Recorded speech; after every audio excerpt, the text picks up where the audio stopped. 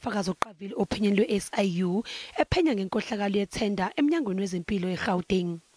Encwadini ayikhipha amasonto onke umengameli uCyril Ramaphosa umchaze njengeqhawe futhi ethembekile. Uthi uphenyo lwama-Hawks luzoholela eqinisweni lokuthi ubulaweleni uDeokaran. Uthi abahlaba umkhosi babalekile eqapheni intando yabantu.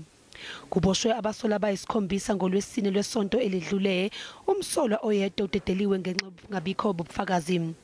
Abasolwa abayisithupha bavele kafushane enkantolo yemantshi yaseGolo babhekene namacala okubulala, ukuzama ukubulala, ukuhlela ukubulala kanye nokuba nezibhamu ezingekho emthethweni. 7 suspect that was arrested could not be placed on the roll due to the fact that there was no evidence of their involvement so far.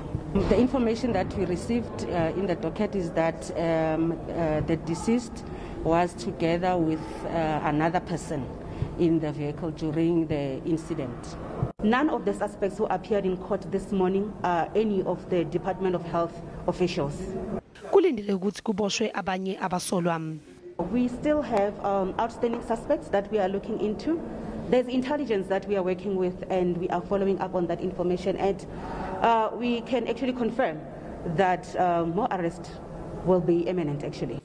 Labasolwa bazophinde bavele enkantolo mhla ziyishumi nantathu kuMandulo ukuze bafake isicelo sebheyili.